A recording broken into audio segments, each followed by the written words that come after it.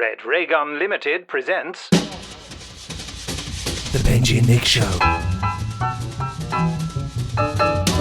Hello. Hello. We keep saying hello at the same time. See, that's what you get. We're just in sync, aren't we? I'm in the sink, you're in the bath. Good morning. Good afternoon. Good day. Good evening. Good night. It's good to be here. Good things. Excellent. Goodness. Loch Ness. Brilliant. Rubbish. That was the Loch Ness game. It's not about Loch Ness, and it's not a game, and I've become really rubbish at it. You've won for a lot of weeks, actually. I won last week, I think. You've had a bit of a streak. Yeah. But this is the Benji and Nick Show, your number one show for cult television, well, vintage television, TV from the past. We talk about it, critique it, have a little look-see, see what we think. I'm not Benji. And I'm not Nick. Today we're talking about Dick Spanner, 1986 in the UK. It was shown on Channel 4, I think on Sunday mornings. Possibly, luckily, when no one was watching. Our special guest reviewer, Shelley Dean, will be joining us direct from the US of A to share her heavily researched, noted and collated views on the subject. That'll be interesting. And once again, we have it on fairly good authority that our old mucker, Jamie Anderson, will be turning up today. Let's make it 2 weeks in a row, eh? In a moment, your emails sent to podcast@nicholasbriggs.com. But first, whose turn is it to read out the sponsorship message? I'll do it. I don't mind doing it. Are you sure? Yeah, it's fine. Okay. Just getting in the zone, you know. The Benji and Nick Show is proud to be sponsored by The Village Shop, the online e-store run by the Unmutual website and Coit Media Limited. Your one-stop shop for all things Prisoner, Danger Man and Patrick McGowan, including CDs, DVDs, Blu-rays, books, audio dramas, clothing, photos, homeware and gifts. New items are added weekly. Benji and Nick Show listeners can enjoy a 10% discount on all purchases by using the code LOCHNESS10. That's Loch Ness, all capital letters, no spaces, no complications at checkout. Further donation will also be made to Hope House Children's Hospice at no cost to you. The address is www.theprisonershop.co.uk. I feel like an air hostess, you know, and people are reminded that the exits are here, here, here and here. Please put your mask here and don't, hold people back in front of you to get to the exit first. No eating exactly Doritos. What they say, isn't it? Yeah. What can we look at on the site to see what's going on? I always like looking in the used items because you never know what crops up in there. Used collectibles. Ooh, that's a fun one. I'm totally gonna let's absolutely go for this one. You can get an original 1967 Dinky Mini Moke. Wow, yeah. That's quite fun. You can pretend to be, you know, in the village or in a Bond film, or I'm sure I was watching The Empire Strikes Back last night. And I'm sure that some of the vehicles in that, in the Rebel base at the start, they had these sort of space-age vehicles driving around. I'm sure that some of those are just mini-mokes, which they put some massive kind of container over the top of them to make them look like they're something else. But I thought, when watching it, I thought, I bet they've squeezed a mini-moke under that. Is he right, listeners? Write in and let us know. I think he's right. I think Benji is right about that. You know, it's the select. You can get a full size mini moke from evilvillains.co.uk, which is where I assume they all just get them, because if you're an evil villain in an old film and you've got the base you're sorting out, going right, what are we going to need? You need a couple of henchmen, a few jumpsuits, a couple of mini mokes, yeah, some sliding doors that go, and a nuclear submarine. I'll get 3 of those just in case. Yeah, you can't be too careful. Oh, and a glamorous assistant. You know, she won't have many lines, but she has to be in there apparently. By the way, you can also go to nicholasbriggs.com, and that's my website. There's stuff on there, and I'll sign stuff. I signed a load of stuff the other day, so there you go. You got the old pen out, didn't you? I did. It was a new pen. That was a new... Oh, well, even better. A new pen. It's a new pen. Mr. Newpen. Now, your emails sent to podcast@nicholasbriggs.com. Should I don't know which one to read, really. Shall I read the first one? Go for it. Okay. This is called Vintage Joy, and it's from Rob Aldous. It was sent on the 15th of October in the year 1736. Hi, Benji, Nick and Shelley. Shelley's not here yet. We won't tell her. What bizarre times we live in. But at least we have your podcast every week to distract us. And I'm loving the new mix with Shelley's views. We're a bit of tell of this from across the pond. It's so good to have a different perspective. Basically, I'm bored of you. No, that's not. He didn't say that. I have to take some silver linings out of the current situation. One of which is that with so few new shows on telly, I'm watching an awful lot of vintage telly. Having watched our way through all of Juliet Bravo, I have got the first series. It's really... it's on my list of things I need to sit and watch more of, because I thoroughly enjoyed that. It's very expensive to get on DVD, though, because the other series, all the DVDs got burnt in the riots of 2000 and blah, blah, blah, blah. I've told that story so many times, I'm not going to repeat myself. He's not going to repeat himself. Anyway, No. My wife and I have just finished the complete run of Bergerac. 2 fine but very different series. Are you sure? I saw both in my youth, but it has been interesting reappraising as an adult. Bergerac is great, but is a real Sunday night relaxer, and I feel it tailed off a little at the end. However, I think Juliet Bravo is a real classic in its depiction of life in the early 80s, embracing the troubles of the day, including unemployment and the miners' strike. It's true, actually. Juliet Bravo has really got a tough edge to it. You know what I mean? It's real issues at the time, isn't it? And Bergerac was more of a glamorous thing, wasn't it? I mean, it's in the Channel Islands where only rich people can live. Rich people or people who were born there. If you want to go and live in the Channel Islands, you have to have a removal van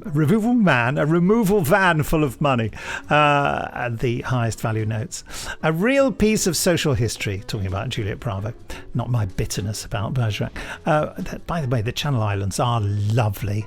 I had a holiday there. Absolutely gorgeous. We're now watching Survivors, courtesy of BritBox. Hey. First time I've seen it. Wow. Strange viewing, I guess, at the moment, but I'm loving it. Raced through the first series, and we are 2 episodes into series 2, and both of which have been a little traumatic. Yeah. Also, they get quite boring, I'm just saying. That's my... I would say, for years, I actually was really not that into series 3 of Survivors. I have to say, actually, real convert here. Got through series 2, got to the end, and thought, well, this is getting a bit samey. Got into series 3 and was like, it's got a bit of an edge to it. Oh, well, maybe I should. You see, I was too young maybe to appreciate it at the time. I have got them on DVD. But you do like Coronation Street.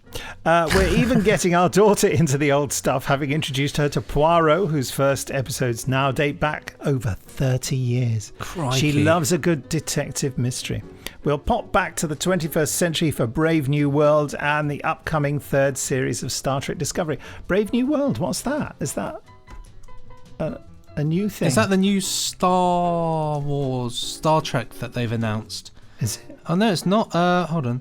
Brave New World is an American science fiction drama series based on a classic novel, the same name. It's NBC Universal service. Aldous Huxley, stars Jessica Brown, Finley, Harry Lloyd, Aidan Ehrenreich, Hannah John Kamen. Haven't heard of any of them. No, it's about a utopian society that has achieved peace and stability through the prohibition of monogamy, privacy, money, family, and history itself. Could be interesting.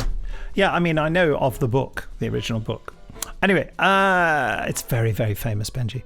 And 3rd series of Star Trek Discovery. I think that starts tonight on Netflix. Stay safe, Rob Aldous. You see, it's Aldous Huxley who wrote Brave New World. Any relation? Who knows? Well, it can't be. Well, how do you know his first name? Yes, of course, I know. I realised that as I said it. I'm a fool, but it does sound as though Rob has a good selection to watch. So we'll all head round Rob's for an evening of fine viewing.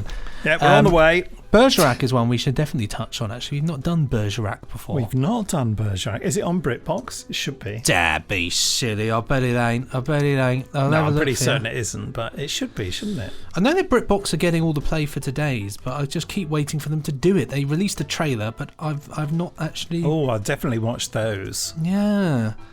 BritBox is stepping up its game recently. They've added a lot on there. There's a lot of hidden things as well that you don't even know are on there. I haven't found them yet.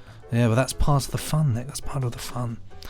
We've got another email here, and this one is from Nathan Martin, sent on the 15th of the 10th, 2020, in the year of our Lord 1300. The subject of this one is The Avengers. Hi chaps, love the recent episode chatting about the Cybernauts. The Avengers is my second favourite vintage TV programme, next to Doctor Who, and being a child of the late 1970s, I remember the show from the reruns in the 80s. The Cybernauts, their karate chop and the accompanying swoosh sound effect stuck in my head for years. But of course, when I came to rewatch the show on DVD, I was to discover that my memory of the Cybernauts was far more menacing than reality. One thing that I would have to take issue with is Nick's comment that the black and white Mrs. Peel series was the most sci-fi and the colour series became just about wacky crime stories. In the colour stories we have UFOs, time travel, an invisible man, the winged Avenger, ghost busting, a lifelike robot along with Christopher Lee as Dr. Frank N. Stone, the return of the Cybernauts, the positive negative man, a shrinking ray, and of course body swapping in the fantastically fun episode Who's Who. Is that not sci-fi? A bit wacky sci-fi enough for you, Mr. Briggs? It's albeit wacky sci-fi. So, but this is positive proof that I'm an idiot. It's basically old fool. I think there are a bunch of episodes that aren't, and I must have. Sorry, you're right. I want to watch those again now. I'll go and do that. Goodbye. Having watched all of the Avengers / New Avengers recently, I think it would be really interesting to hear you, and especially Shelley, as someone new to the series, review episodes from the different eras of the show to comment on its evolution. Yes. I was struck by just how different the first two series in particular feel to the later series. Those early stories are not bad, they're entertaining with some very strong episodes, and I'm a big fan of Big Finish's lost episode recreations, but they're just missing the magic that makes the later Avengers so easy and enjoyable to watch. Yeah. Aside from more of the Avengers, how about future podcast episodes covering Adam Adamant Lives, The Omega Factor, Star Trek The Next Generation? God, we don't have to sit through that first episode, do we? I always love the first ones where they're loading the stuff in the ship. Like, I love that vibe, but then this particular first episode is dreadful. Campion and Jeeves and Worcester. There's some solid choice. It makes me realise that we still have so much to cover, don't we? We've only scratched the surface. All the best, Nathan Martin. P.S. For anyone looking at sampling the Avengers without a BritBox subscription, it's worth noting that for a reasonable price, you can get the Cybernauts episodes of the Avengers / the New Avengers on Blu-ray from Network. Who else? Called rather appropriately The Avengers, the Cybernauts Trilogy. What's particularly fun about this release is that it includes the ability to watch the episodes as vintage experience, an option to play all 3 episodes with ad breaks featuring contemporary commercials. Contemporary commercials as opposed to classic commercials or contemporary of the time with the actual with the episode. time. Yes. Brilliant. However, I realise that this might not be up Nick's Strasser, as earlier in the podcast he mentioned the lengths he'd gone to avoid watching commercials. I don't mind classic ones, contemporary to the original. I remember Scott Handcock, who we worked with at Big Finish. He contacted me and said, I'm really having fun watching the Avengers and seeing all the old adverts. And I said, those old adverts, I remember watching them when they were first on. But particular compliment to Nathan here for using the double S German on symbol. Strass, yeah. Is there a name for that? There is, but I can't remember it. It looks like a sort of big B, doesn't it? But I remember that from my O-level German It's days. called the LZ or Schafs, which means sharp. There we go. Or similar to the umlaut, which is the little thing on the top. Yeah, there we go. No, I have much appreciation for that. Good. Now, next email. Good, thank you. Classic TV crosses the pond. Richard Foster wrote this on the 12th of October in the year 1408. Greetings, Nick, Benji and Shelley. Assuming my calculations are correct, I've nipped back to some time in the reign of Henry IV to bring you this message. Marvellous. I'm not at all sure why, as the sanitation experience leaves a lot to be desired. Translation, it's a bit stinky. While listening to the recent show, I had a thought. No, it didn't hurt. Well, not much anyway. Now that Shelley has joined your group regularly, it hardly seems fair to leave her confused and bemused by the nuances of British classic TV, and I wondered if it might be interesting to turn the tables on Nick and Benji. If I'm correct, during the 1970s and 80s, it became quite a thing to rework popular British TV shows for the American audience. Examples include Steptoe and Son, which became Sanford and Son, Till Death Us Do Part, which inspired All in the Family, and Man About the House, Three's Company. Oh, it just makes me shudder just reading those alternative titles. I'm getting quite a visceral reaction. Ugh. How about watching an American classic reimagined show of that type, which Shelley is more familiar with and perhaps even remembers growing up with, albeit probably through Nick at Night reruns. Don't even know what that means. Sent with best wishes to all from the humid sweatbox that is Florida. Yes, even in early October. Richard. Oh, Richard, I'm so jealous. It's so blooming cold here. Oh, dear. I think I better invite Shelley along. Trying to think, some of the old reimaginings aren't that great. The Fawlty Towers one in particular, I think, was fairly dreadful. Was it? Oh, I'd love to see it. Just only for about 3 minutes before it goes in the bin. I'm just trying to think of shows that have been reimagined now. The reimagined Life on Mars, that didn't do that well. I've not seen it, but I was quite interested because there's a lot of different companies, a lot of different countries have done their own version of Life on Mars. Say that again, sorry? I was saying it was interesting enough with Life on Mars. A lot of different countries have done their own versions of that. I've not seen the American version. I don't think it did that well. But loads of countries have actually done their own versions of it, which is really interesting. I've got to find a list of them all now. They did an American adaptation, a Spanish adaptation of it as well, a Russian adaptation of it, a Czech adaptation of it, and a South Korean adaptation as well. That's a lot of different 1970s time zones, isn't there? Isn't that brilliant? Well, I suppose it's, it's such a seductive story, isn't it? It really is, yeah. La Chica de Ayer that's a girl from yesterday, it was called in Spanish. In Russia, it was called The Dark Side of the Moon. Oh, right. Oh, they went for a different pop culture reference. Apparently so, yeah. In the Czech Republic, they went for World Under Your Head, which is, of course, because they're using songs that are popular in their countries, presumably at the time. So the Russian one was because of the popularity of Pink Floyd in 1970s underground culture in Russia. Zvet pod Hlavo is the Czech one, or whatever that, which is from a Jana Kratokshavili Viova song. I don't even know what the South Korean one's called. Rapeu en Meizu, which must just be Life on Mars.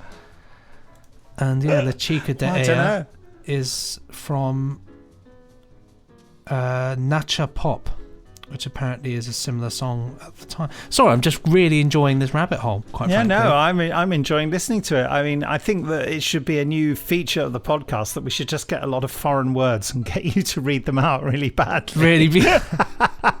What can I say? Je suis La Chica de Ayer. It's like my granddad. He used to, whenever we went to France, he always insist on speaking French to them. But his French was that sort of French, Je voudrais avec. I really like somebody saying, go over there. I remember once he was in, it would have been Italy, and he heard one of the waiters there, who's a smallish man, saying something to somebody else, and they said the word piccolo. And so the waiter came back and he said to him, excuse me, is your name Piccolo? And of course the man, in no context, the man just felt utterly insulted that a man had just said, excuse me, are you called small? Because you're a very small man. And apparently the bloke refused to serve him ever again. That was quite funny. Lord. Yeah. Here comes Shelley. Hello, Hi guys. Shelley. Hello. Welcome. How goes Thank it? you. It goes. Excellent. That's what we like to hear. I don't know if that's good or bad, but it's going. It is currently on the move. Well, you just missed a cracking anecdote from Benji about, what was it, your grandfather, did you say? Piccolo. Yeah, my grandfather once thought that it's a long... Shall I just tell the story again? Don't tell it. No, don't. So it's when I said it was, when I was being complimentary about it was ironic. I thought it was a fun story, but clearly that isn't the case. It's been recorded for posterity. You can hear it forever now, yeah. You can Every day at 7 You can listen to the a.m. podcast. Just clip that bit out. Yeah, and, just have it on repeat over forever. and over. Forever. That's what I will use to go to sleep from now on. Just Benji's dulcet tones. He's also been reading out the titles of Life on Mars. Have you heard of Life on Mars, the series? Yeah, and actually I was doing a little project yesterday, and I was going through my American BritBox, and I was finding things that, because I was trying to start to add to the suggestions of things to watch, and I thought, well, this will be a good starting point because at least I know I can access it. Yeah. If I have it on my BritBox, and Life on Mars is one of the ones that I saved as a possibility. Which Life on Mars was it? Because this is our discussion, was that there are many different adaptations of it. There's the English, American, Spanish, Russian, and Korean versions. It's the John Sim one. It's the John Sim one. The good one. Well, I don't know. The others could be great. But I didn't know that there were others. So. Well, yeah, that Benji was the one. reading out all their titles in the various languages in that way that English La Chica people de Ea. read out foreign languages really badly. I look forward to hearing. Obrata Storna Luni, which is the Russian one, apparently. Oh, okay. Which roughly translates the dark side of the moon. There we go. Oh. But talking of great television that we all love, obviously we must discuss the 5-star masterpiece that is Dick Spanner. Yes. 5-star masterpiece in a parallel universe. Absolutely, in a parallel universe. Yes. I'm so glad we're all on the same page with this one. Yeah, but I really, here's the thing is I tried so hard to really focus in on the things that I really liked about it, because I didn't want to break Jamie's heart yet again. The pressure. And there are some things that I did enjoy about it. So I'm not making things up just for the sake of saying, hey, Jamie, guess what? I liked it. There were things I did like about it, so. Interesting. Okay, Yes. then. Nick, what are your views? Just first impressions. Well, I thought it was really terrible, and I just I couldn't watch it all. Neither could I. So I watched Joe 90 instead, which is another Jerry Anderson production. Well, see, I thought the animation. Half. Oh, sorry, Nick. Go I thought ahead. the animation was terrible. I thought the script was terrible. I thought the music was terrible, and the film stock. What was that film? It looked like it was filmed on Super 8. I remember when it was on in 1986, and people used to watch it Sunday mornings on Channel 4, and I remember thinking, why at the time, and I was hoping that maybe I'd missed something and would like it now, but I really. It's dreadful. Yeah, I was the same. Like one of the worst things I've ever seen in my life. I got about 15 minutes in and I just thought, do you know what? This is just making me feel in a worse mood than I already am. And I was in a terrible mood that day. And I just switched. I thought, I'm just going to do anything else because this is dreadful. Unfortunately, I'm a bit like you, Shelley, in the sense that I look at this and there are some things I think are good. And there are some things in it. What? Okay, so I think it's got great atmosphere in the sense like all the city stuff. I love all that noir and I do like the music. It just goes on. Did we all watch the same link that Jamie sent, the YouTube link? I didn't get the link, but I watched the Maltese parrot one, isn't it? Yeah, but Jamie sent us a link, and it was on somebody had uploaded it to YouTube, so that's the one I watched. And then I found out that there are different versions of it when they released it onto VHS. Whenever that was, they changed the music. I never got the link. I didn't know if what we were watching was the original music or it was the new music, because apparently the new music was awful. I guess I don't know. So Hi, Jamie. Oh, brilliant! Just in time. So I brought Jamie in early because he has to disappear quite soon. But perfect. Sorry to be a party pooper. Good timing. So everybody repeat what you just said about Dick Spanner. And look Jamie in the eye as you're saying it. I'll look Jamie in the eye and say, I love you to bits, Jamie, but I don't love this. I think unfortunately, and I think your father did so many fantastic things, and I just don't. And this wasn't one of them. This wasn't one of them. He's letting him speak. I'm one of them. He's got his I'm hand one up. of them, of course. One of the fantastic things that he did. Yes. Right? Oh, of course. Thank you. And one that you've made up for it now. No, look, Dick Spanner is really weird, right? That's about the best you can say for it. I mean, it's such a weird mishmash of stuff. No money, made in a windy shed with people who didn't really do that much stop motion before. And that's what it looks like. It does absolutely look like that, yes. I'm not sure how much Dad had to do with it. I mean, all the kind of ancillary characters, not Dick Spanner himself, are played by Steve Begg, as in special effects Steve Begg, Mark Woolard, who did the animation, and Mark Harris, who did the art direction, or the set Yes, they building. sound like they're not actors. And they all went into a booth with a can of beer. Well, I say a can, several cans of beer, and after the first half hour and the first 3 cans, then that's when they got the usable takes. So, Gosh. it was really Heath Robinson, and there are some really charming tiny bits in there. Maybe you found something charming when you watched it, possibly? I can say I did. Great. What I found particularly irritating was when there was jam on the wall and they didn't stop motion animate the jam. So every time Dick Spanner moved, the jam stopped moving and then it started again, So they used a lot of bits where they didn't use stop motion animation, where they just tried to use real movement, but then they couldn't move the characters at the same time. I mean, what was the film stock? It looks like Super 8. It was 16 mil, Nick Briggs. But it's lit really badly, isn't it? It's like they didn't know how to light anything. I think everyone involved would say it was done on a shoestring with not a lot of experience, and a huge number of mistakes were made.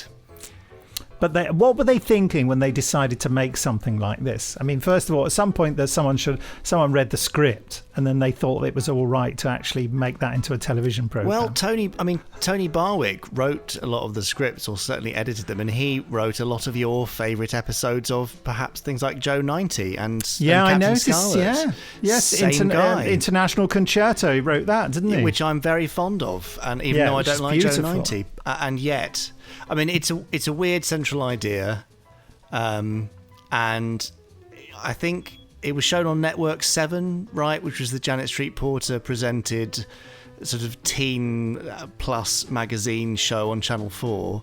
Yeah, I thought it was on Sunday mornings. Have I got that wrong? I think, yeah, you're right, and I think Sunday midday was what I there you saw. go. It was and that the particular audience that liked it were the people that were not feeling so great after Hangover. the night before. Yeah, I was going to say it was part of Hangover TV, because wasn't it? the whole time I was watching it, I just kept thinking, who is the audience? Yes. Who is this? Who did they make this for? Absolutely. And then I thought it was Sunday morning, and I thought, that's kids. Like I just, and it was so risque, and there were so many like moments of me in my, clutching my pearls, gasping like, oh, they did not just say that or do that, or, Give me an example. Perfect example. I give you two that pop right into my head. The very beginning, there were posters on the alley, and it was Club 69. Right. And then at the Groman's Japanese theater, the cement, at the Chinese theater, they have the handprints and the footprints. Oh, yes. They had one actress's breast imprints in the cement. You say actress, I mean, Well, she's supposed. It's a representation of. I guess it was. And one of the problems I had was trying to keep up with what they were referencing, who these people, because a lot of them you could figure out, like Lark Gable, obviously. You could figure that it was Clark Gable. But so many of them, I think it was Clara, I don't know who it was, but the boobs in the cement, it was Clara, somebody was the actress.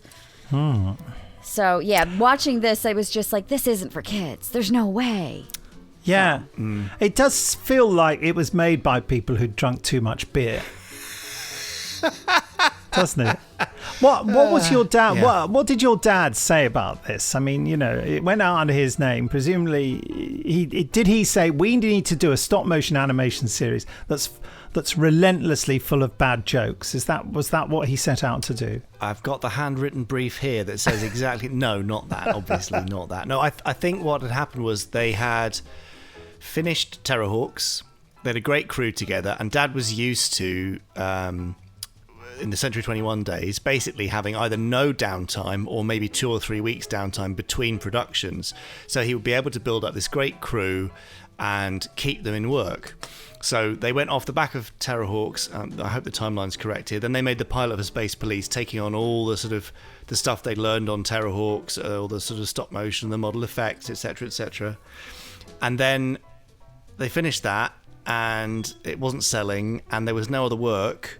And so I have a feeling it was basically, right, what can we pull together for no money to keep the crew working and to keep this team there? And it was a bit of a last-ditch attempt to keep people from going off and doing other jobs. It's quite sad, isn't it? It is a bit sad. And, they started making a series 2. And Shelley, if you were offended by the poster and stuff, then whoa, there's a bit where... I wasn't offended. I just was curious, like I said, who was the audience? Who was this made for? Well, it's one of those things as well where it's kind of, it's almost relentless. It's like when you're at a party with somebody. When somebody tells a joke and you sort of to not make it awkward, you laugh. You go, oh yeah, yeah, and then that's it. They home into you for the rest of the party with continuously bad jokes that they think you like.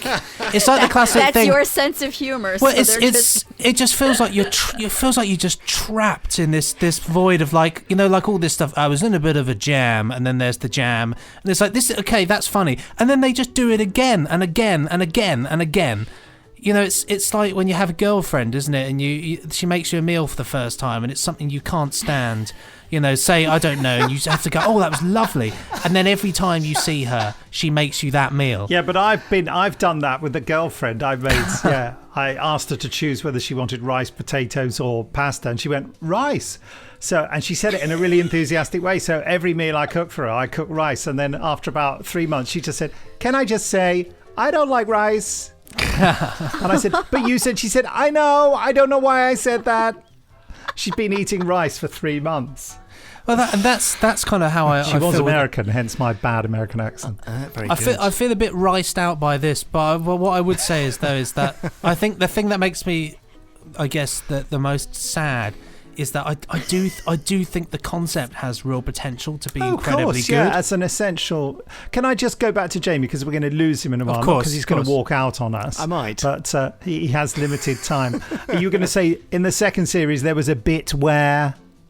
Oh, gosh, it starts with Shane Rimmer wouldn't do the second series for the fee. I think that was the reason. So they got Jeremy Hitchin in doing his kind of Bogart voice.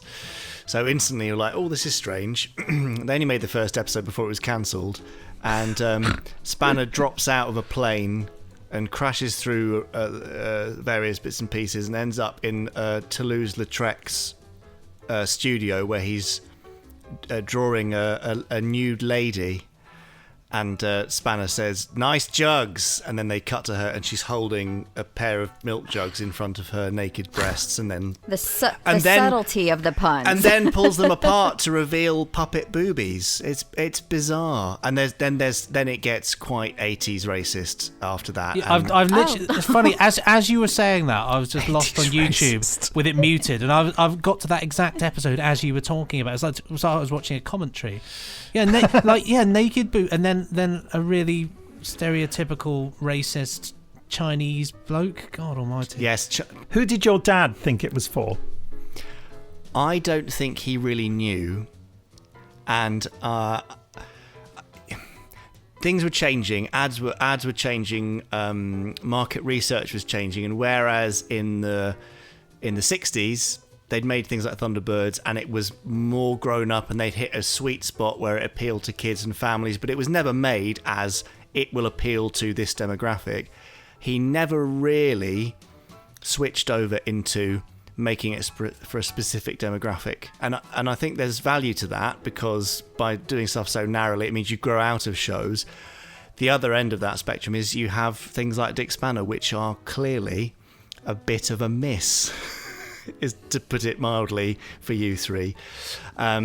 So yeah, that was the thing. It wasn't really for anyone. That's what comes across, and therefore being for almost no one, sadly. It's interesting, you see, that Shelley immediately asked that question, and when I was telling Steph about it over lunch, she said, well, who was it for? And you put your finger right on the... Yeah. It's one of those ones, though, with somebody, like your dad, Jamie. It is a case of he's had a hugely successful career with, hit after hit after hit. So it's inevitable that there are going to be moments in that career where things just don't quite hit the mark. And as you say, things were changing around that time. Things, telly was changing, and also the boundaries in which you could push television. Things like, the naked puppet breast, for example. That's something, it's like the 90s with MTV culture. That changed everything as well, didn't it? It was things go in a certain way. So just one of those, just misjudged, perhaps, is the misjudged is fair. But on the plus side, it did actually... Joe 90 was good. No, don't be ridiculous. International Concerto is good. The rest of Joe 90 is pants. Because Joe 90 is awful. In fact, there's a thing I was shown by Chris Dale, who does our randomizer, the other day, which is something like Garfield minus Garfield, which is all the Garfield strips where Garfield is removed. And I really would quite happily watch Joe 90 if Joe was excised from it. And it was a sort of crazed professor who had killed his son at some point and was talking to a ghost of nothingness and pretending he was a secret agent. Suddenly it's a lot more interesting. Anyway, that's not what I was going to say. What I was going to say was Dick Spanner actually saved Dad's bacon in a weird way, because an advertising agency saw Dick Spanner and asked them then to create some adverts for Tennant's Lager. I remembered those. Lieutenant, and I think the budget for the ads was about 3 times what it was for the series, and so they're a lot more polished. They went down really, really well, and then those gave Dad a kind of lift into the advertising industry, and for 5 years or so he went into directing ads and did really well out of them at a time when he could not get any shows away. So if it wasn't for Dick Spanner, he might have been in some serious trouble late 80s, early 90s before Thunderbirds came back on the BBC. Because he did Scotch videotape, I remember you telling me, didn't he? Which is an iconic advert. Yeah, with Archie the Skeleton. He did. He did. Was it what they called Lilettes? Was that what they called the sanitary towels? Yes. They won some awards for that. Royal Bank of Scotland, the shoes advert, where the guy invents shoes for the Giacometti style stickmen. Oh, gosh, yeah. Burger King, Pizza Hut. Loads of other things. He did a long line of adverts, and the Burger King one in particular, they had a huge argument about the back of the burger. Have I bored you with that? I can bore you with that before I go. Okay, I'm worried about you. It's fine. I'll just dive off when I have to go.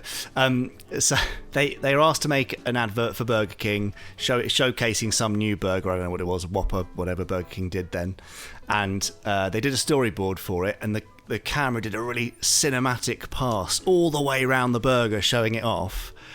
And the Burger King people went, "Oh, no, you can't do that. You can't show the back of the burger." And like, there is... What do you mean the back of the burger? And basically, it's circular. All of the adverts and the photos, they have to only show the burger with its actual contents. And to make them look full and lovely, they push all the contents of the burger to the front edge that's photographed. So if you then try and do a 360, you get to the back end and it will be all collapsed and empty and look awful. So when they planned this amazing cinematic thing, they had to cut it all from the storyboard and just have a flat front picture. They could just put enough content in the burger for it to work all the way around. That wouldn't work with the economics of Burger King, Nick Briggs, and then that would be it. They'd go out of business if you showed the back of the burger. I'll be glad to see the back of your burger, mate. How rude. That does sound rude. There you anyway, go. Goodbye to Jamie, who I know has to go now. I do. Thank you very much for having me. I'm sorry for exposing Dick Spanner to you, and I promise to do better in the future. Thank you. I liked International Concerto. Yes, me Yeah, too. let's just do Lavender Castle and we'll be fine. Oh dear. Well, no, I liked that. I like Lavender Castle. Lavender Castle's sweet, but I feel like it's not a good fit for you. But I'll come up with a better solution soon. Thank you for having me, and goodbye. Bye, Jamie. Bye, everyone. I will. Bye. Bye-bye. Bye. Well, there we are. Where we are. Well, we're all dicked out now. It's awful. It's like we were slagging something off, and then the person responsible for it walked into the room. Yeah, but he didn't hide away from the fact that it wasn't the finest thing in the world. Well, he knew what he was giving to us. So it seems as if Like a bit of there's poo wrapped in cling film. Yeah. You mean he deserves everything he gets? Is that what you're saying? Well, my question is I just wonder how much different it would be to watch it the way it was intended, which was 6 minutes once a week. Yeah. And with a massive hangover, yeah. Right, when you're hungover. Because my issue was I got halfway through it and I said, I can't anymore. It's pounding on my brain. The painfulness of all. I mean, some of the puns, some of the sight gags, some of the stuff, I did chuckle at. I will admit, I thought, haha, that's a good one, but it's one after the other, after the other, Yeah. So I had to stop, and so I went back like a day after, or maybe even 2 days later. After a long lie down. Yeah, and I finished watching it, and that's when it hit me. Like, it was never intended to be absorbed in 47 straight minutes. Yes. Spot So on. I agree with that you. Yes. really had put us at a disadvantage of trying to form an opinion on something that it's just too much. It's like Yes. sitting down to watch all Harry Potter movies in one sitting. Yes, Like yes. they're all fantastic individually, but you put them all, or any Lord of the Rings or Twilight. Yeah. I couldn't even watch one of those. Yeah. Right, yeah. But I'm just saying, like, the way it I was get your point intended. completely. Yeah. I think that was our disadvantage. Yes, we should have only watched 6 minutes. Yeah. Yeah, and I don't think I even managed that, though. I mean, it's really interesting when Jamie said I remember those Lieutenant commercials, and I remember thinking, oh, God, this is actually quite stylish, though. Yeah, it was the same thing, but really slickly done. And I think, apart from the relentless rubbish jokes, I think it was the lack of slickness and the fact that it just looks so amateur, because I've tried stop motion animation before in the past and it looked like that. Yeah. Except they got to put it on television, And you weren't being paid to do it. Yeah, and neither should they. But it's interesting, all the mitigating circumstances that Jamie threw up there, and the fact that it led to Jerry Anderson, getting work that he wouldn't have otherwise got. Right. So It's the way the world works, isn't it? Everything happens for a reason. We get subjected to Dick Spanner, and Jerry Anderson gets to embark on this fabulous commercials career. Well, it coincided beautifully, didn't it? Yes, yeah. I'm giving it 0 exclamation marks, though. I'm going to be a little more generous, because I'm going to take into consideration we shouldn't have watched almost an hour of it. No, because like I said, there were parts of it that I thought were the tongue-in-cheek stuff. Because for me, I used to live in LA, so a lot of the stuff I thought, oh, that's cute, or oh, I got a lot of it. But yeah, it was relentless in the music. I wish I could find out if what we watched was the original. That is the score. original music. I like the music. Just putting it out there, I actually quite liked it. But it's just. It was just dun-dun-dun-dun. Yeah, that's great. But the fact that we had to hear that every 2 seconds. I don't know, just quite liked it. Yeah. I wanted to scream and throw it out of the window. No, that was the correct music. That's for sure. I remember it from the time. My vote is, I'm going to say 1.5. Wow, that's very generous. I'll give it a 1. Wow. One's, I see the potential. I see the potential of it, but it just doesn't deliver the goods for me anyway. I mean, I did used to have a rule when I used to review movies for Film Review magazine when I was the editor. I used to say that if a film was so bad I had to leave, I would always give it 3 stars. So in a way, I should give it 3 exclamation marks, shouldn't I? But, no. But you won't, so. No, I can't because it's just. I mean, I watched it in 1986 and thought it was terrible. So I'm Right. this, with things that I thought were terrible back in the day, and I watched them again. I'm hoping that I will have some epiphany where I think, oh, what was I thinking? I've seen something more in this, but no, not this time. I'm afraid. Right. So sorry, folks, if we've offended anyone out there. What are we going to do next time? I mean, the thing I was going to suggest was, Yes. and this will sort of cover everything, we used to do, and we haven't done for ages, have we, Benji? Episodes where we talk about what we've been watching recently, just ourselves. Oh, they're always fun. Yeah. I have plenty to add to that with as Well, much could TV you- as I watch. Could you name a few things that you have watched recently that we could talk about next week? And Benji and I will do the same. Well, recently I have been watching, I just caught up with The Boys on Amazon. But that's, I don't watch a lot of network television. I started watching The Boys, actually, this week, interestingly enough. I loved it. And what I have mentioned to you guys before, it's on Apple TV, is Ted Lasso.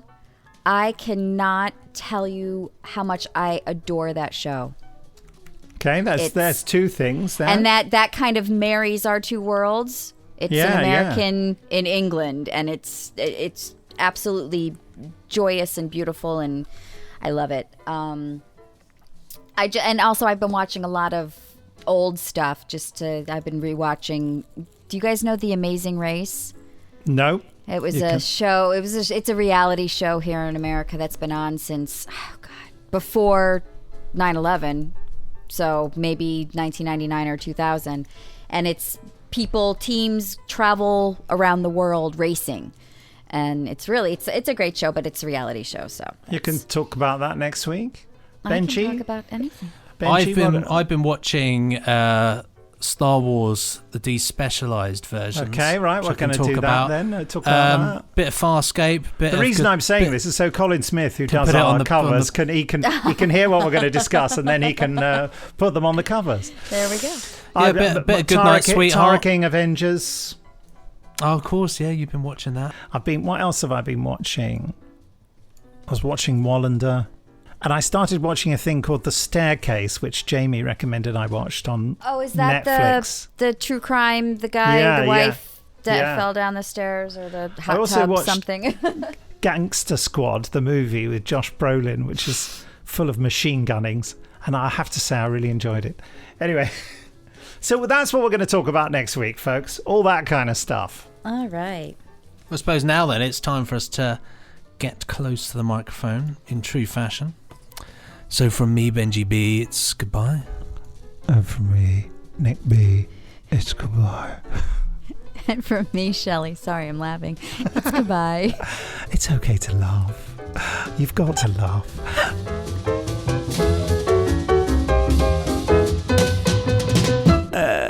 Pressing stop now. Ka-chunk.